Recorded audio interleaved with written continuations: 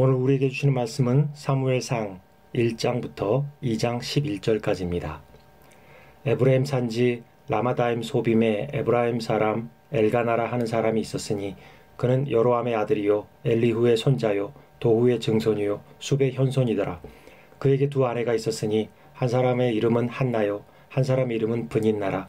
브닌나에게는 자식이 있고 한나에게는 자식이 없었더라.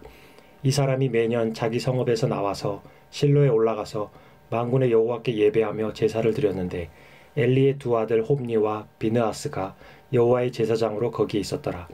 엘가나가 제사를 드리는 날에는 제물의 분깃을 그의 아내 브닌나와 그의 모든 자녀에게 주고 한나에게는 갑절을 주니 이는 그를 사랑함이라. 그러나 여호와께서 그에게 임신하지 못하게 하시니 여호와께서 그에게 임신하지 못하게 하심으로 그의 적수인 브닌나가 그를 심히 격분하게 하여 괴롭게 하더라.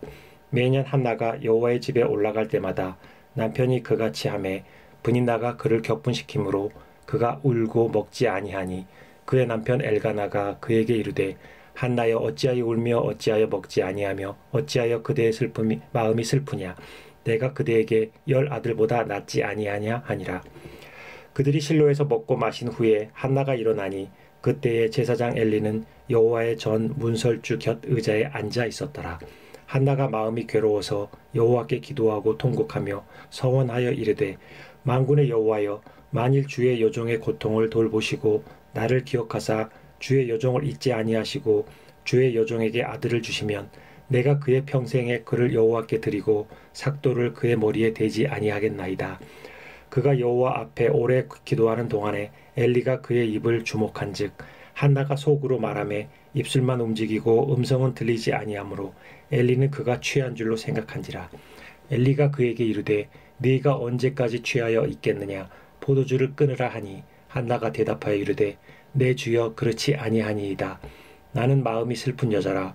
포도주나 독주를 마신 것이 아니요 여호와 앞에 내 심정을 통한 것뿐이오니 당신의 여종을 악한 여자로 여기지 마옵소서. 내가 지금까지 말한 것은 나의 원통함과 격분됨이 많기 때문이니이다 하는지라. 엘리가 대답하여 이르되 평안히 가라.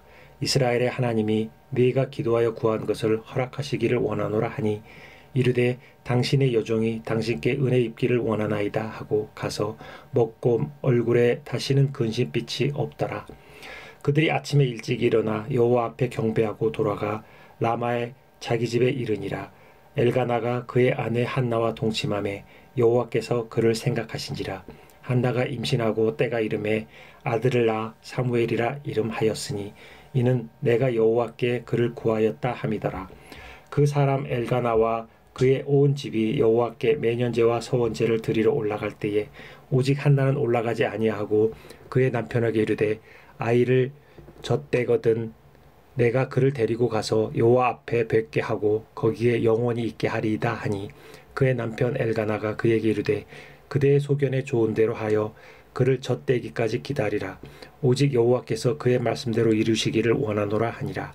이에 그 여자가 그의 아들을 양육하며 그가 젖대기까지 기다리다가 젖을 뗀 후에 그를 데리고 올라갈새 수소 3마리와 밀가루 1에바와 포도주 1가죽부대를 가지고 실로 여호와의 집에 나아갔는데 아이가 어리더라.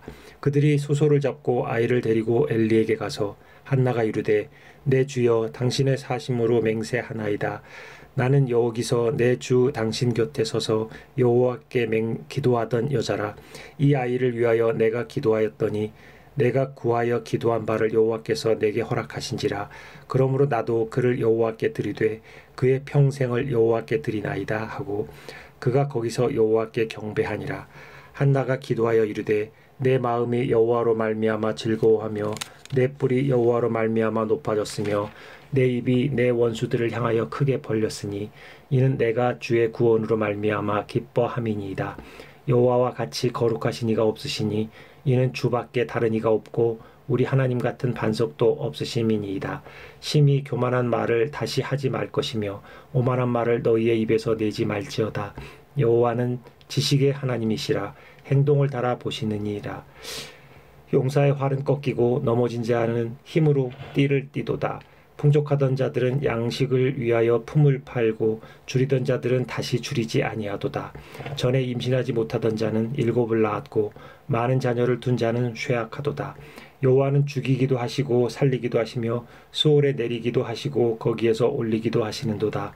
여호와는 가난하게도 하시고 부하게도 하시며 낮추기도 하시고 높이기도 하시는도다.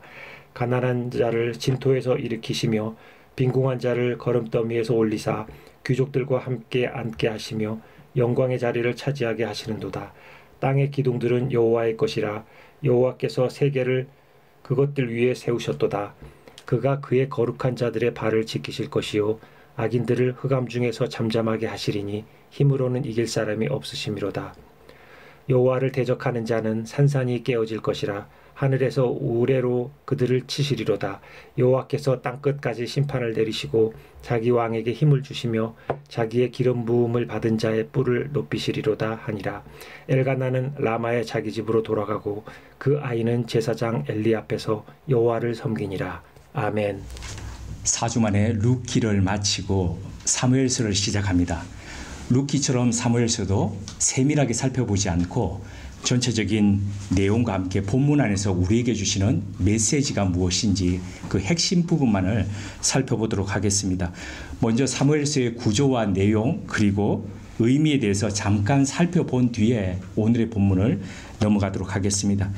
우리말 성경에 사무엘서라고 되어 있는 것은 사무엘상과 사무엘하로 구분되죠. 지난 시간에 광고 드릴 때에 몇 장 몇 장이라고 말씀드렸습니까? 사무엘상은 31장, 사무엘하는 24장인데 이렇게 외우시면 된다 그랬습니다.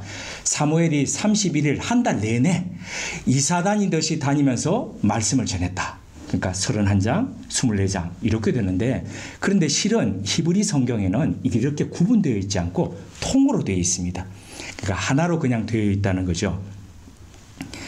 상군과 하군을 그러면 왜 나누었을까? 사람들은 이후에 분량이 너무 많다 보니까 나누었는데 그러면 무엇을 기점으로 해서 사무엘상과 하를 나누었을까?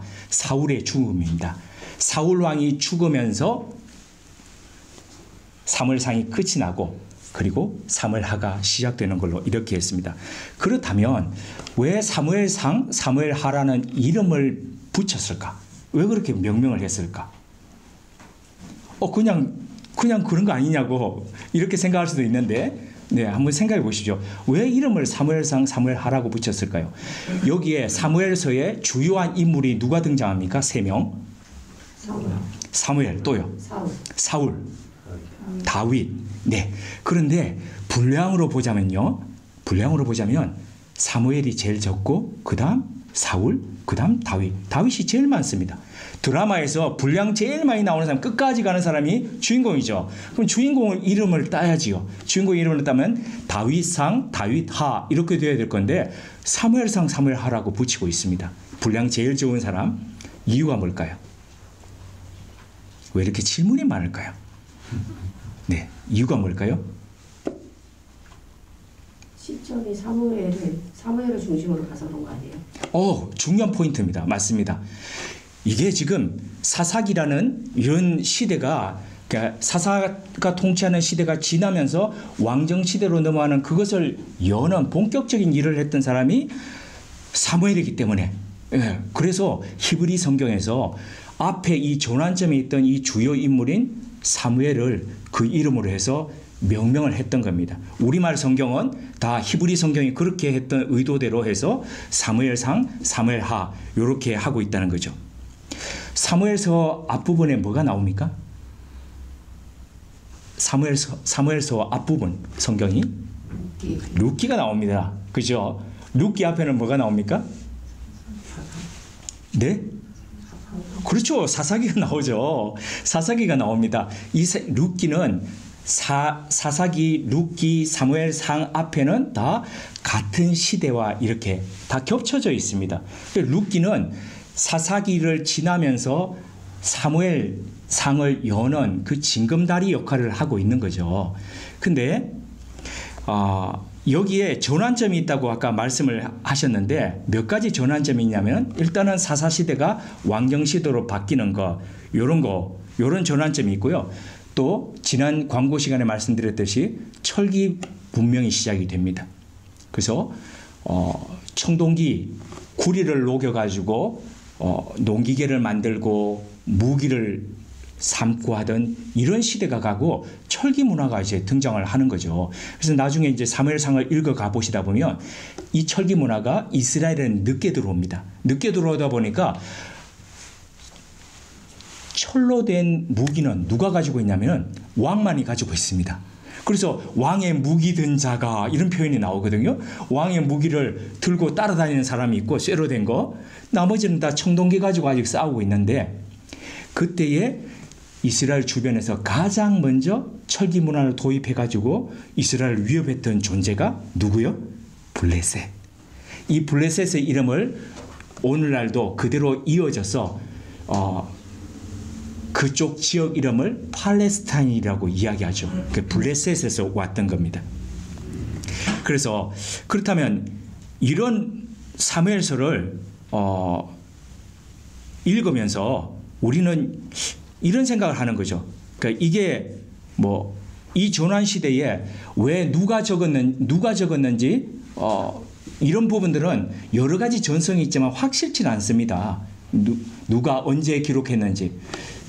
어떤 사람들은 뭐 사무엘이 기록했기 때문이다 그러는데 사무엘 죽은 얘기 다 나오고 뒤에 나오는데 무슨 사무엘이 기록했겠습니까? 근데 이게 이런 조난 시대 때에 하나님의 백성으로 어떻게 살아가야 될지, 존재해야 될지 이런 얘기를 지금 해주고 싶은 거거든요. 그런데 이런 얘기를 하는데 잠언식으로 이거 해라, 저거 하지 마라 이런 게 아니라 그냥 그저 이야기를 들려줍니다. 이야기를 들려주면서 우리는 그 이야기 속으로 빠져들어가는 거죠. 그러면 어떻게 됩니까? 이야기 한 부분이 됩니다. 이게 보편적으로 요즘 우리가 하고 있는데 어떤 걸 하고 있냐면 드라마 보면서 그냥 드라마라고 생각하면 되는데 보통 어머니나 이렇게 보시면 저거 나쁜 놈 저거 이러시면서 그러죠. 그래서 제가 어머니하고 TV 보면서 그럽니다. 어머니 드라마 이렇게 말씀드리는데도 웃으시면서 또 좀 있다가 또 저 나쁜 놈 뭡니까? 몰입하는 거죠. 몰입하다 보니까 이야기의 한 부분이 되는 겁니다. 내가. 그래서 이거 하지 마라 저거 하지 마라 이런 도덕적인 이야기 하지 않더라도 그 이야기 속에서 내가 어떤 존재로 내 시대를 살아가야 될까 이런 걸 스스로가 생각을 하게 된다는 거죠. 그래서 그 결과 우리에게 있어서 이 사무엘서를 읽는 우리에게 있어서 사무엘의 이야기는 3000년 전에 있었던 그 이야기가 아니라 오늘을 살아가는 우리의 이야기가 되고 오늘 그리스도인으로서 하나님의 역사 속에서 우리는 어떻게 살아가야 될까, 존재해야 될까 이런 부분을 생각하게 된다는 겁니다. 사무엘서에는 사무엘 그리고 사울, 다윗이라는 세 인물이 중심축이 되어서 이야기를 이루고 있는데 그런데 이 이야기, 세 사람의 이야기의 첫 시작은 한나라는 여인으로 시작되고 있습니다. 앞부분의 이야기가 이 사무엘서의 앞부분 이야기가 룻이라는 여인 그것도 이주 여성의 이야기로 시작이 되었지 않습니까? 그래서 그 이야기가 다시 사무엘서로 넘어오면서 한나라는 여성의 이야기로 되고 있거든요. 중심에 잡혀 있습니다. 그래서 이 시대를 여는 게 한나라는 여인으로 되어 있는데 이거는 어떤 면에서 보면 창세기 3장 15절에 원복음의 그런 예고편이라고 할 수 있습니다. 3장 15절. 창세기 3장 15절이 어떻게 되어 있냐면 제가 읽어드리겠습니다. 내가 너로 여자와 원수가 되게 하고 너의 후손도 여자의 후손과 원수가 되게 하리니 여자의 후손은 내 머리를 상하게 할 것이요 너는 그의 발꿈치를 상하게 할 것이라. 이게 여자의 후손이라는 게 예수 그리스도가 오셔가지고 이 무너지고 망가졌던 이 세계를 다시 일으키시고 하나님의 잃어버렸던 그 낙원, 신낙원을 다시 세우실 것이다. 그래서 새하늘과 새 땅이 어떻게 이루어질 것인가 이런 얘기인데 이런 것에 예고편이라고 하는 거죠. 그 왜 예고편이냐? 나름 힘있다고 생각하는 존재, 그 남성들이 무너뜨려 버렸던 이 세계를 하나님께서 힘없다고 하는 여성을 통해서 어떻게 세워가시는지 그 이야기를 지금 보여주신다는 거죠. 그리고 그 여성이 낳았던 자녀에 의해서 이 세상이 어떻게 다시 신실하게 세워져 가는지, 무질서가 질서로 이루어져 가는지 이걸 지금 보여주고 있다는 겁니다. 그 변화의 시작은 바로 한나의 기도였습니다. 그 기도로부터 변혁이 시작이 되었는데요. 한강 길이가 494km에 이르고 있습니다. 그런데 낙동강은 전에도 말씀드렸지만 700리, 예, 낙동강 밑에다가 낙동강 밑에 종성을 다하면 700이라 나오지요. 되게 깁니다. 그런데 그 시작은 이렇게 길고 큰 강은 아주 조그만 샘에서부터 시작한다는 거죠. 한강 같은 경우에도 검룡소라는 작은 계곡에서 시작합니다. 강원도 태백에 있는 그곳에서부터 시작해서 그 줄기줄기가 이어져서 한강을 가로지르는 커다란 강이 되었다는 거죠. 당시 무명의 한 여성이 드렸던 그 기도는 아무도 주목하지 않았을 겁니다. 그 기도는 이후에 살펴보겠지만 인정받지 못했던 기도입니다. 주변 사람에 의해서. 그러나 그 기도가 바로 사무엘, 사울, 다윗이라는 시대를 열게 했습니다. 오늘 우리는 한나가 하나님 앞에 드렸던 이 기도를 왜 기도를 드렸을까? 그 기도의 특징은 뭘까? 그 기도의 결과는 뭘까? 이런 부분을 살펴보겠습니다. 먼저 한나가 기도드린 이유입니다. 일반적으로 옛날 이야기는 어떻게 시작합니까? 우리나라의 옛날 이야기. 옛날 옛적에 호랑이가 담배 피우던 시절에 이렇게 시작을 합니다. 그런데 이 한나 이야기는 어떻게 시작하냐면 사무엘상 1장 1절에 무려 고유 명사가 9개나 등장합니다. 그런데 그 고유 명사를 9개가 등장하면서 그냥 일반 명사가 아니고 고유 명사를 그 중에서 3개는 지역에 해당하는 지명이고 9개는 인명입니다. 사람의 이름입니다. 구체적으로 그 장소 어디에 누구 이렇게 표현을 하고 있습니다. 이유가 뭘까요? 제가 계속 이유가 뭘까요? 이런 질문을 드리고 있습니다. 이유는 간단합니다. 이거 뭐 도덕적인 이야기 들려주려고 지어낸 이야기가 아니라 실제로 역사 속에서 이렇게 이 집안 족보 속에서 이 지역에 살았던 사람 속에서 실제 했던 이야기다. 지금 그 이야기하는 거거든요. 그 이야기는 곧 2절을 통해서 그 주인공에게 이와 같았던 심각한 문제가 있었다라고 말해주고 있습니다. 그 문제가 어떤 거냐면 한나의 가정에 한 남편 아래 두 부인이 있었습니다. 한 부인의 이름은 브닌나고 한 부인의 이름은 한나였습니다. 근데 브닌나에게는 자녀가 여럿 있었는데 한나에게는 한 명도 없었습니다. 근데 우리는 이 이야기를 보면서 이 지금 한나의 남편이 직업이 뭡니까? 한나의 남편이 어느 지파 사람입니까? 자, 어느 지역 사람입니까? 어느 지역 사람? 에브라임 지파에 속했던 사람이 지파입니다. 그 속했던 사람인데 사람들은 그래서 에브라임 지파구나 생각하는데 에브라임 지파가 아니고 에브라임 지파 라마다임 소빔에 살고 있던 누구냐면 레위 지파, 레위 사람이었습니다. 이 사람에 보면 그핫 자손이거든요. 그핫 또는 고핫이라고 이야기를 합니다. 그런데 자 그러면 레위 사람이 부인을 2명이나 데리고 살았네? 이러면 어떻게 됩니까? 이거 도덕적으로 이건 문제 있다. 이렇게 보는 거죠. 그러나 이건 우리 시각으로 오늘 보는 거고요. 그 당시에는 형사 취수제도를 비롯해서 일부 다처제가 용인되고 있던 시대였습니다. 그래서 도덕적으로 접근하면 이게 답이 없습니다. 문제는 이런 제도에 있던 것이 아니라 많은 자녀와 그 자녀로 인해서 기쁘고 이게 만족하면서 기쁨을 누리던 한 여인이 아무것도 없던 여인에 대해서 그 여인을 안타까이 보면서 사랑하는 그 남편의 그런 부분을 너무 질시해가지고 학대하고 괴롭혔던 바로 여기에 문제가 있었던 겁니다. 일부러 한나 앞에서 거드름을 피우면서 잔인하게 한나를 조롱했습니다. 그래서 6절과 7절에 보면 2번이나 어떤 단어를 쓰고 있냐면 격분이라는 단어를 쓰고 있습니다.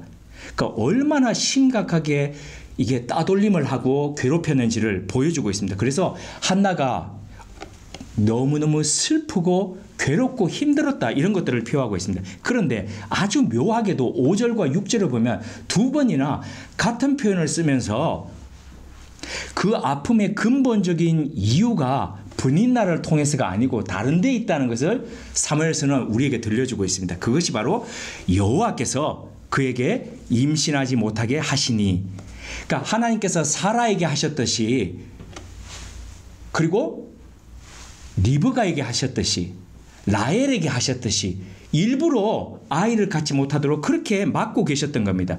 분명 눈에 보이는 이 아픔은 누구에게부터 오는 것 같습니까? 격분시키는 버닌나에게서부터 오는 것 같습니다. 그녀의 잔인한 행동에 있는 것 같습니다. 하지만 성경은 근본 원인이 하나님이었다 지금 이야기를 하고 있습니다. 그런데 한나가 이것을 어떻게 알았을까요? 어떻게 알았는지 그건 모르겠습니다. 그러나 격분시키는 버닌나와 더불어서 싸우지 않습니다. 머리채를 잡고 누가 더 남편 사랑을 받고 있니? 누가 잘못했니? 그러고 그렇게 하지 않는다는 거죠. 그렇게 하지 않는 대신에 어떻게 합니까? 내년 정기적으로 하나님 앞에 올라갈 때에 그곳에서 실로에서 예루살렘의 성전이 세워지기 전에 나중에 솔로몬 때 세워지기 전까지 하나님의 장막과 그 법궤가 있었던 곳이 실로이거든요. 그 실로에 가가지고 하나님 앞에 지금 이르렀다 그렇게 이야기하고 있습니다. 그렇다면 무엇이 한나로 더불어서 기도하게 만들었습니까? 그것은 한나에게 없던 것입니다. 그러니까 결핍이죠. 그 결핍이 한나로 더불어서 기도하게 지금 만들었다는 거죠. 사실 결핍이 있더라도 누가 옆에 와가지고 이렇게 찌르고 그 결핍을 조롱하고 이렇게 하지 않으면 그냥 없으면 없는 대로 그냥 지내면 됩니다. 그런데 죽으라고 따라다니면서 너는 그게 안 됐고 너는 그걸 못하고 너는 그게 없는 사람이고 이렇게 괴롭히면 너무너무 힘듭니다. 그래서 이게 없는 것이 내 존재의 이유까지 흔들게 됩니다. 그러다 보니까 살 수 없게 되죠. 그래서 해결 봐야 됩니다. 6절을 보면은 이 버닌나에 대해서 이렇게 괴롭혀서 기도할 수밖에 없도록 만들었던 버닌나에 대해서 적수라는 표현까지 쓰고 있습니다. 이러니 기도하지 않을 수 없었던 거죠. 대부분 우리 기도는 생의 결핍으로 시작합니다. 심각한 결핍이 없다면 누가 새벽부터 나와가지고 그렇게 기도하겠습니까? 새벽에 다 졸립니다. 당신은 목회자니까 안 졸리겠지 그러는데 새벽 4시 반 일어나고 밤에 12시가 다 돼서 들어가서도 새벽에 그렇게 일어나서 나오고 하는 거 물론 의무 때문에 하지만 많은 성도님들이 어떻게 합니까? 가슴에 이만한 돌을 치고 살아가니까 기도하지 않을 수 없는 겁니다. 저는 새벽마다 나와가지고 울면서 눈이 퉁퉁 부어가지고 마주보고 나갈 때에 인사 이렇게 하지 못하고 늘 고개를 이렇게 해서 안녕하세요 하고 가던 사람을 알고 있습니다. 아픔이 없으면 누가 그렇게 새벽마다 나와서 기도하겠습니까? 또 피곤한데 밤늦게 와서 교회에서 그렇게 기도하는 사람들 왜 기도하겠습니까? 아프니까 힘드니까 그렇게 기도하는 거 아니겠습니까? 자, 그렇다면 한나가 드렸던 기도에는 어떤 특징이 있을까요? 오늘 본문에 보면 한나는 2번 기도를 드렸습니다. 그 첫 번째가 1장 10절에서부터 11절이고 그리고 두 번째가 2장 1절에서부터 10절입니다. 요 앞부분 거 먼저 특징을 다루고 뒷부분은 한나의 기도의 결과에 대해서 보고 난 뒤에 마지막으로 다루도록 하겠습니다. 한나가 기도하기 전 상황을 9절이 설명하고 있습니다. 1장 9절이요. 기도하기 전에 한나가 뭘 했냐면 결연히 일어났습니다. 그런데 제사장 엘리는 어떻게 있었습니까? 성전 문설주 옆에 어떻게 있었다고 되어 있습니까? 앉아 있었더라. 나중에 한번 사무엘서를 쭉 읽어보시면 나올 건데요. 이 제사장 엘리는 단 한 번도 일어나 있던 모습이 없습니다. 늘 앉아 있더라. 아니면 누워 있더라. 이런 표현이 있거든요. 이게 단순히 앉아 있다, 누워 있다 그런 표현이 아니고 이 어둡던 시대에 무질서하던 이 시대에 영적 지도자라고 하던 실로에서 법궤를 지키고 관리하고 있던 이 제사장이 그걸 위해서 하나님 앞에서 밤을 새우면서 기도하고 있는 그 정도는 아니더라도 늘 앉아있고 누워있고 이렇게 지금 영적인 책임을 방기하고 있더라. 지금 그런 얘기를 하고 있는 겁니다. 그런데 그러한 때에 한나가 어떻게 했습니까? 결연히 기도하기 위해서 일어섰다. 이건 앞으로의 일을 암시합니다. 그녀는 이렇게 기도했습니다. 10절 11절을 우리 함께 읽으시겠습니다. 1장 10절 11절요 함께요. 한나가 마음이 괴로워서 여호와께 기도하고 통곡하며 소원하여 가로되 만군의 여호와여 만일 주의 여종의 고통을 돌아보시고 나를 생각하시고 주의 여종을 잊지 아니하사 아들을 주시면 내가 그의 평생의 그를 여호와께 드리고 삭도를 그 머리에 대지 아니하겠나이다. 많은 사람이 한나처럼 기도하라 그럽니다. 한나처럼 기도해야 된다 그럽니다. 한나처럼 기도하는 게 그러면 어떤 겁니까? 어떤 겁니까? 지금 우리 읽었지 않습니까? 읽었는데 한나처럼 기도하래요. 어떻게 기도하는 게 한나처럼 기도하는 겁니까? 끈질기게 기도하는 겁니까? 응답할 때까지 그렇게 부르짖으면서 기도하는 겁니까? 그 간절함으로 기도하는 겁니까? 그러면 이렇게 기도하면 간절하고 통곡해서 기도하면 열이면 열 바로 막 이렇게 응답 주십니까? 그렇게 지금 기도하는 겁니까? 물론 그런 간절함이나 오랜 기도가 틀렸다 이거 절대 아닙니다. 그런 얘기 아닙니다. 핵심이 더 무게가 어디에 있느냐는 겁니다. 여기 한나가 드린 기도에는 지금 말하고 있는 게 지금 그게 아닙니다. 뭐냐면은 핵심은 두 가지에 있습니다. 첫째로 하나님 앞에 한나가 기도하면서 아들을 주시기 위해서 필요했던 것은 그녀의 간절함이나 통곡이 아니라 오히려 그녀의 포기였다는 겁니다. 어떤 포기입니까? 하나님께서 일부러 지금 아기를 주시는 것을 막고 있지 않습니까? 막고 있는데 하나님께서 왜 막고 계셨겠습니까? 그냥 주시면 되죠. 그리고 이름 사무엘이라 지어라 그러시면 되죠. 그런데도 불구하고 왜 막으시면서 쭉 고통스러운 시간들을 지나게 하셨을까요? 이런 속에서 한나로부터 이 이야기를 듣고 싶으셨던 겁니다. 내가 여호와께 드리겠나이다. 내 아들이지만 내 아들로 삼지 않고 주시면 하나님 앞에 드리겠습니다. 이거죠. 포기였습니다. 어머니로서의 포기. 둘째는 하나님의 마음을 잃는 것입니다. 잃는 것. 그 예전에 그거 있었죠. 영화 제목 중에 카핑 베토벤이라는 게 있었죠. 베토벤이 듣지 못해가지고 이제 듣지 못할 때에 작곡은 했는데 지휘를 해야 되는데 이걸 듣지를 못하지 않습니까? 듣지를 못하니까 어떻게 지휘를 합니까? 그 밑에서 그 악보를 받아 적으면서 했던 여성이 밑에서 베토벤의 마음으로 베토벤을 읽으면서 이렇게 지휘를 하는 거죠. 그러면 그걸 보면서 지금 소리가 어디에 가는구나. 베토벤이 그렇게 지휘하는 거. 그게 카핑 베토벤이라는 영화의 그 모습이지 않습니까? 이 한나가 기도하는 가운데 하나의 마음이 전해진 겁니다. 자기는 지금 뭐 때문에 아파서 기도하고 있는 겁니까? 내게 아이가 없습니다. 내게 아이가 없어서 너무 고통스럽습니다. 지금 이렇게 기도하는데 그렇게 기도하니까 하나님은 뭐라고 그러시냐면은 나도 지금 내 마음 아는 사람이 없어서 고통스럽다. 하나님은 살아가는 사람이 많은데 세상에 내 마음을 읽고 내 마음을 실현시켜줄 그 사람이 없어서 내가 괴롭다. 그래서 뭡니까? 그래요 하나님? 그럼 내게 그 자식 주시면 내가 그렇게 하나님 마음을 알고 하나님 마음을 이 땅에 실현시켜갈 그런 사람으로 내가 드릴게요. 그 결과가 뭡니까? 내 머리에 삭도도 되지 않고 독주도 마시지 않게 하면서 나실인으로 드리겠다 이거죠.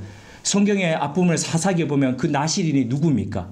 삼손이죠. 삼손인데 삼손은 나중에 타락을 해가지고 그렇게 갔던 건데 그 이후에 제대로 된 나실인이 지금 등장해가지고 왕정시대를 열어간다는 거죠. 그게 사무엘이라는 겁니다.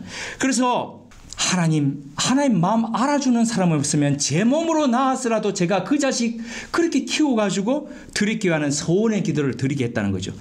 우시야 왕이 죽던 해에 이사야가 성전에 들어가서 하나님 앞에 기도하게 됩니다. 그런데 들어가는 그때에 천사들이 스랍들이 하나님의 탄식을 이렇게 들려줍니다. 내가 누구를 보내며 누가 우리를 위하여 갈고 이 하나님의 탄식 하나님의 마음을 들으면서 이사야가 이렇게 대답합니다. 내가 여기 있나이다. 나를 보내소서. 하나님의 마음에 합한 사람, 하나님의 마음을 알아주는 사람, 그 하나님의 마음을 실현해 갈 사람, 그 사람을 하나님은 찾고 계신다는 거죠. 우리 중에 누가 그 하나님의 마음을 알아서 그 하나님의 마음을 위로해 드리는 사람으로 설 수 있을까요? 세 번째, 한나가 드렸던 기도의 결과입니다. 울며 통곡하며 기도하던 이 한나의 모습은 우리에게 낯설지 않습니다. 왜 낯설지 않냐면은 우리도 그렇게 기도하기 때문입니다. 그런데 3000년 전 제의적 관습에 있던 그때에는 제사장을 통해서 속죄와 기도를 드리던 게 그게 풍습이었습니다. 그게 법도였습니다. 그런 때에 지금 이 사람은 제사장이 옆에 있는데도 제사장을 통하지 않고 어떻게 합니까? 자기가 직접 지금 이렇게 하고 있는 겁니다. 성소에서 관례가 없는 일이었습니다. 그럼에도 불구하고 한나는 관습을 넘어서 담대하게 하나님 앞에 지금 나아가서 자기 상황을 토로했던 거죠.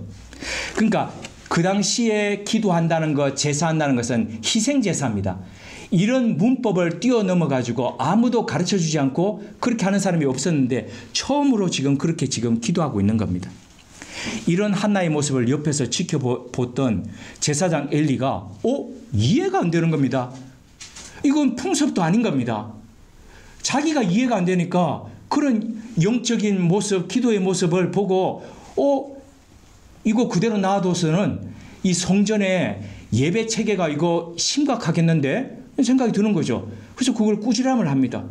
아니 어디 여기 성전에 술을 잔뜩 마시고 취해서 와가지고 지금 이렇게 하고 있냐. 어디서 여성이 이거 와가지고 주사를 부리고 있냐. 지금 이런 얘기하고 있는 거죠. 참다 못한 엘리가 나선 겁니다. 엘리의 꾸지람을 들으면서 한나가 이렇게 대답했습니다. 나는 마음이 슬픈 여자입니다. 절박한 마음에서 이렇게 기도할 수밖에 없었다. 지금 그 얘기하는 겁니다. 한나의 말을 들은 엘리는 종교적 형식주의를 끝까지 지금 고집하지는 않습니다. 그리고 한나를 축복하면서 이렇게 기도해 줬습니다. 17절입니다. 평안히 가라. 이스라엘의 하나님이 내가 기도하여 구한 것을 허락하기를 원하노라. 간절한 기도와 이 제사장 엘리의 축복 기도를 받은 뒤에 당장 변화가 생겼습니까? 아무런 변화도 없습니다. 아무런 변화가 없는데 18절은 그 다음 한나가 어떻게 했는지를 기술함으로써 한나의 신앙적 태도가 어떤지를 보여주고 있습니다. 18절 하반절입니다. 가서 먹고 얼굴에 다시는 근심빛이 없더라. 기도는 열심히 하는데 기대가 없는 기도가 있습니다. 아니 내가 지금 열심히 기도했는데 기대를 갖지 않습니다. 입으로는 믿는다고 했는데 마음에는 의심이 자리에 있습니다. 기도하면서도 설마 이거 되겠어? 이렇게 생각합니다. 이게 이런 예가 성경에 나와 있습니다. 사도행전 12장에 복음을 전하다가 베드로가 감옥에 갇혔습니다. 온 교회가 그 베드로를 위해서 기도했습니다. 그런데 그날 밤에 천사가 나타나가지고 베드로를 데리고 기적적으로 감옥 문을 여러 간수들이 지키는 그것을 뚫고 나가서 베드로를 빼내줬습니다. 너무너무 기쁘고 감격했던 이 베드로가 걱정하면서 기다릴 사람들이 생각난 거죠. 한달음에 뛰어가서 교회 사람들이 기도하고 있는 그곳으로 달려갔습니다. 한밤중이었습니다. 한밤중인데도 불구하고 그들은 여전히 문을 꽁꽁 걸어잡고 여전히 열심히 베드로의 석방을 위해서 기도하고 있었습니다. 문을 두드렸죠. 막 두드렸습니다. 그러니까 로데라는 여자아이가 나와가지고 와서 문 앞에 보니까 누구냐고 그러니까 베드로가 나다라고 그러니까 너무 기쁜 나머지 문 열어주는 것도 잊어버린 채 사람들한테 달려가가지고 기도하고 있는 사람들한테 지금 베드로가 왔다고, 베드로 사도가 왔다고 그 얘기를 한 거죠. 그랬더니 사람들의 반응이 무엇이냐 우리 한번 찾아보시겠습니다. 사도행전 12장 15절입니다. 사도행전 12장 15절 우리 함께 읽겠습니다. 시작. 저희가 말하되 내가 미쳤다 하나 계집아이는 힘써 말하되 참말이라 하니 저희가 말하되 그러면 그의 천사라 하더라. 이게 딱 우리 수준 아닙니까? 우리의 문제는 기도하면서 그 기도가 응답되는데도 내가 미쳤다. 진짜? 그러면 그 천사겠지. 이런 수준에 머물고 있는 것은 아닐까요? 기도에 관해서 오래전부터 금원처럼 내려오는 것이 있습니다. 그게 이겁니다. 기도했습니까? 비가 오기를 기도했습니까? 그럼 뭘 준비해야 됩니까? 우산을 준비하십시오. 열심히 비 오기를 하나님 비가 내리게 해주십시오. 믿습니다. 기도했으면 우산을 준비하고 나가라는 것. 기대 없는 기도에서부터 벗어날 때입니다.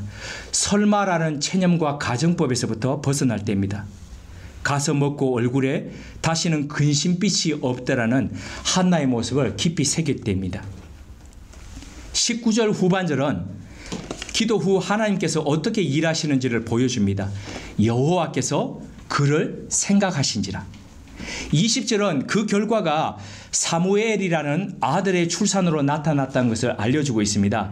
그 뜻은 하나님께서 구하신 대로 주신 아들이라는 뜻입니다.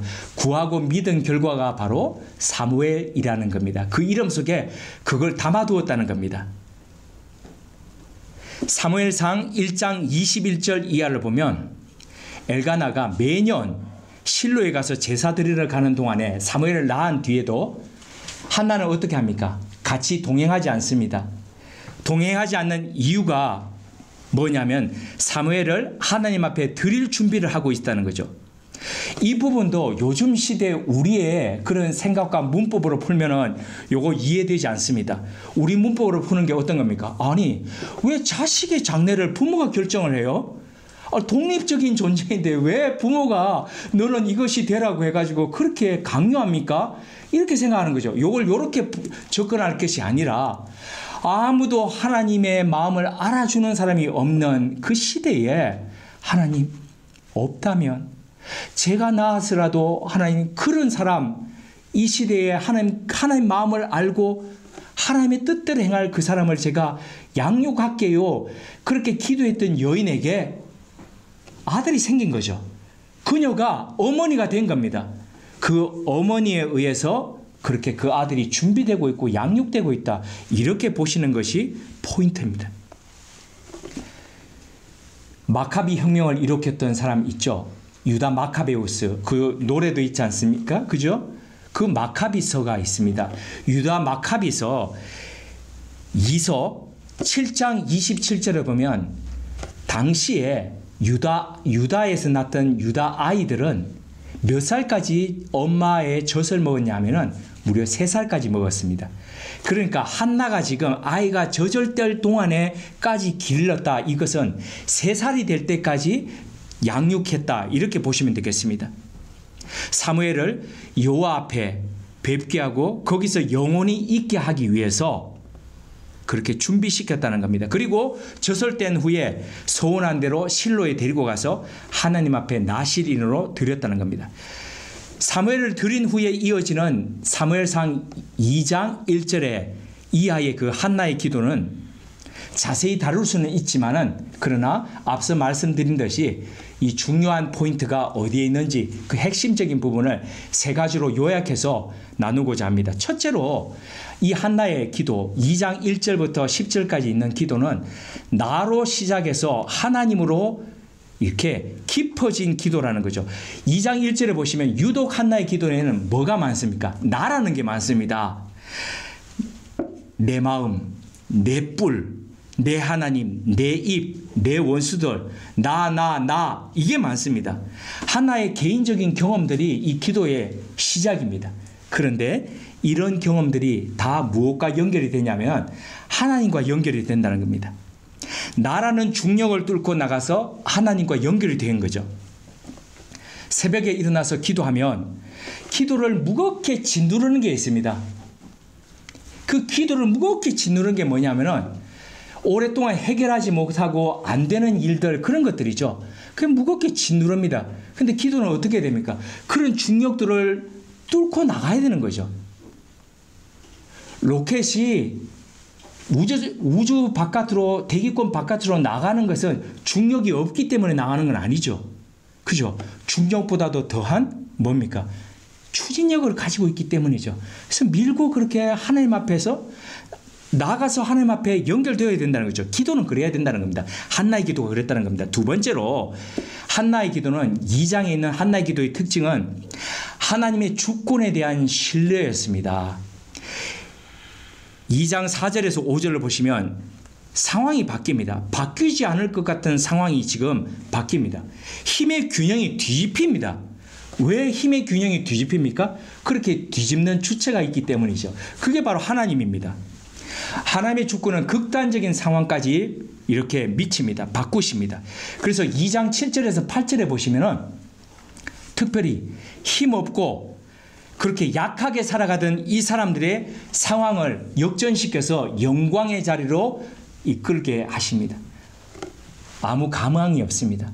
아, 저렇게 해가지고 저 집 되겠어? 저 집은 희망이 없어. 그런데 뭡니까?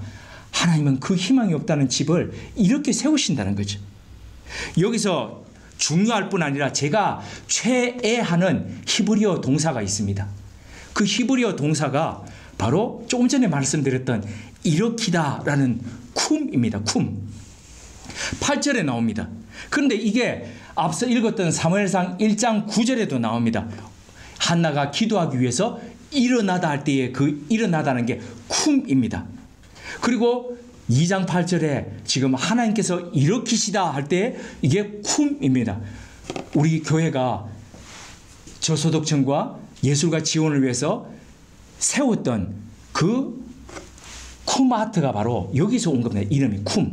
예수님께서 말씀하셨던 달리다 쿰 할 때에 일어나라 할 때의 그 쿰입니다.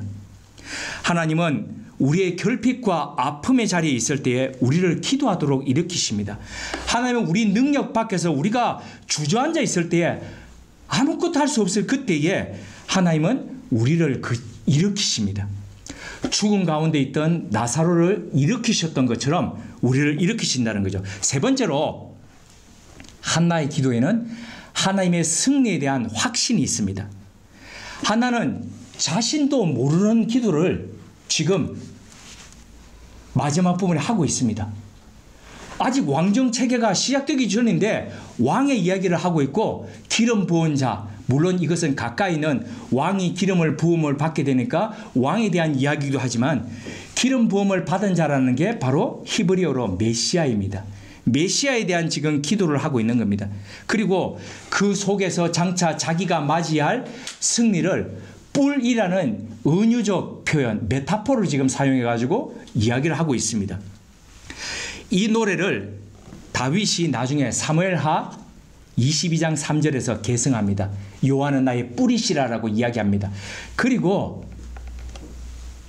이후에 한나 이후에 1000년이 지나고 난 뒤에 유다 땅에 살고 있던 한 여인이 이와 같은 노래로 이와 같은 기도로 하나님을 찬미합니다. 그것이 바로 마리아의 기도, 마리아의 찬가입니다. 예수 그리스도를 통해서 궁극적으로 실현된 하나님의 승리를 노래한다는 거죠. 이에 대한 확신이 바로 한나의 기도 속에 들어있습니다.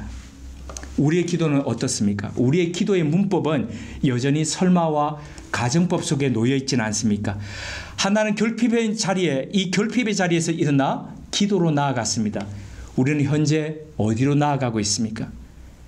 아니면 여전히 제사장 엘리처럼 성전에 있는데 그런데 앉아서 누워서 그렇게 있지는 않습니까? 예수님은 베데스다 못가에서 38년이나 그곳에서 죽치고 앉아가지고 가능성 없는 가능성을 바라보며 있던 그 사람에게 다가가셔서 이렇게 말씀하셨습니다. 일어나 내 자리를 들고 가라. 죽은 야이로의 12살 난 그 딸을 향해서도 이렇게 말씀하셨습니다. 달리타쿰, 소녀야 내게 말하노니 일어나라. 그 예수님은 오늘 우리에게도 말씀하십니다. 결핍의 자리에서 주저앉아 있을 때에 쿰하라고 얘기하십니다. 생의 중력을 뚫고 무겁게 짓누르는 그 중력을 뚫고 오늘도 하나님과 연결된 한나로 살라고 말씀하십니다. 함께 기도하시겠습니다. 하나님, 우리의 기도가 소망이 없는 기도, 하나님이 역사하심을 바라지 않는 기도, 체념의 기도가 아니기를 구합니다. 하나님께서 한나를 돌보셨듯이 우리를 돌아보시고 우리가 그 하나님으로 인해 일어서기를 구합니다. 비록 결핍이 상존한 세상 속에서 하나님 앞에서 우리의 필요를 구하는 것으로 기도가 시작할지라도 우리의 기도는 늘 하나님의 마음을 헤아리고 잃는 것으로 나아가기를 원합니다. 그리하여 사람은 많되 하나님이 찾으시는 사람이 적은 이때에 하나님의 마음을 헤아리는 사람으로 살게 하옵소서. 한나와 같이 자녀를 하나님 앞에 준비시키는 부모로 사무엘같이 평생을 하나님 앞에 드리는 구별된 사람으로 이 시대를 살아가게 하옵소서. 예수님의 이름으로 기도드립니다. 아멘.